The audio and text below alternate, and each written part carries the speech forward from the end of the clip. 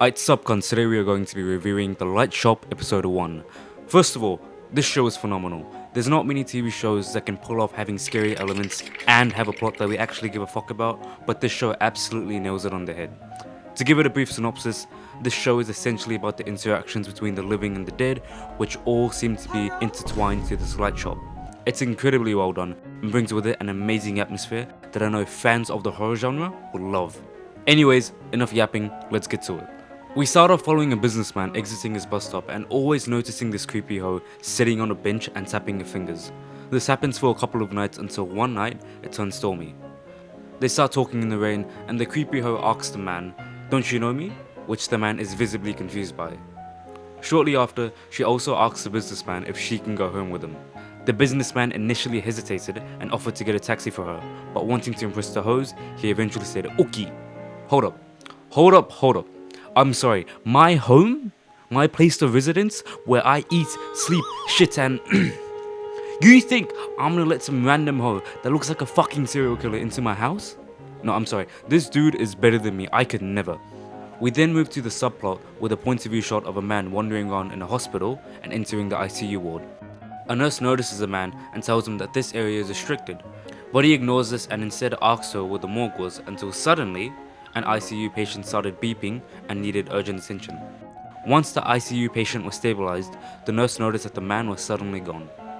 Shortly after, we moved to a man that looked like he was putting in that good work, but then we realized he was only impregnating the air because he was frustrated of the severe cold and a dog constantly barking late at night. This sounds pretty mundane, but ends up being a lot more important than we realize. We now see this aesthetic as fuck light shop that looks like the inside of an oven for the very first time. A bunch of people are entering, from regular people to the guy we saw at the ICU, the guy fucking the air, and a new creepy hoe wearing red heels. It is noteworthy to point out that Miss Red Heels and Mr. Airfucker seemed weirdly attracted to the light bulbs at the center of the shop. The owner told him not to touch them, but when Mr. Airfucker got too close to it, it caused the owner's glasses to frost.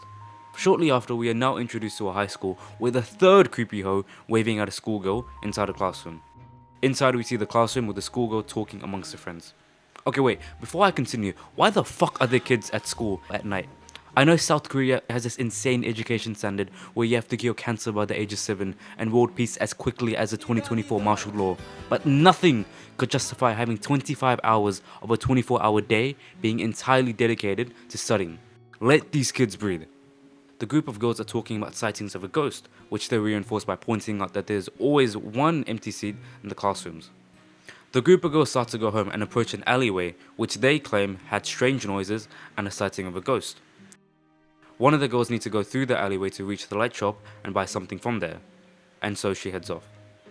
Hold up, excuse me, do you see how fucking dark it is and the fact that there's no one around? I am not a parent, I am only 20 years of age, I do not have my fucking nut running around. But what sane person would let their child go home this late at night in these conditions? As she walks through the alleyway, she notices footsteps, and when she turns back, she notices a figure, causing her to run as quickly as possible. She reaches the light shop and gets a warm welcome from the owner.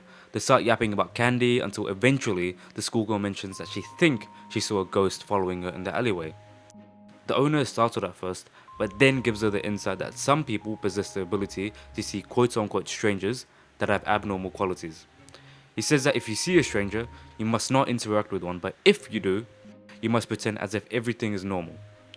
This ended up being every single person that we've seen enter the light shop so far, to the ICU man having water running from his head, to Mr. Airfucker being very frosty, which explains why the owner's glasses frosted up, to Miss Red Heels getting noticeably taller when she left. But hold up, this isn't the craziest reveal because as the owner is talking about all this stranger stuff, it pans to a reflection of the owner, and this motherfucker is apparently old as shit, which does indicate him potentially being one of them too.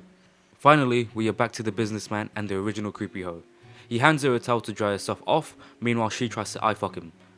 When she hands him the towel back, he notices that her nails are desperately in need of a pedicure and are also inverted. This freaks him out and he also connects the dots as to how she made those loud tapping noises at the bench earlier. She started getting freaky with it and slowly undoes the suitcase, revealing an arsenal of torture weapons. The dude gets stunlocked and this motherfucker is pretty much dead now.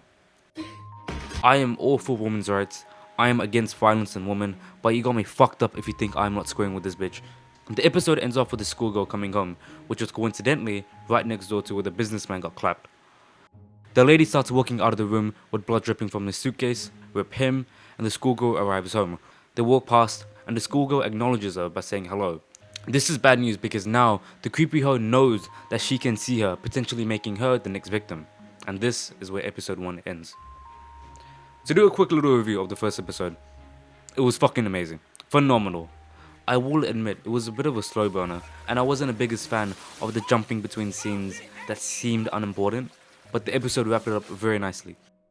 Anyways, that's it for today, guys. Thank you for watching this all the way through. Make sure you guys hit the like and subscribe button. I would love to hear your thoughts and opinions about the show, and I can't wait to see you guys next time. Bye bye.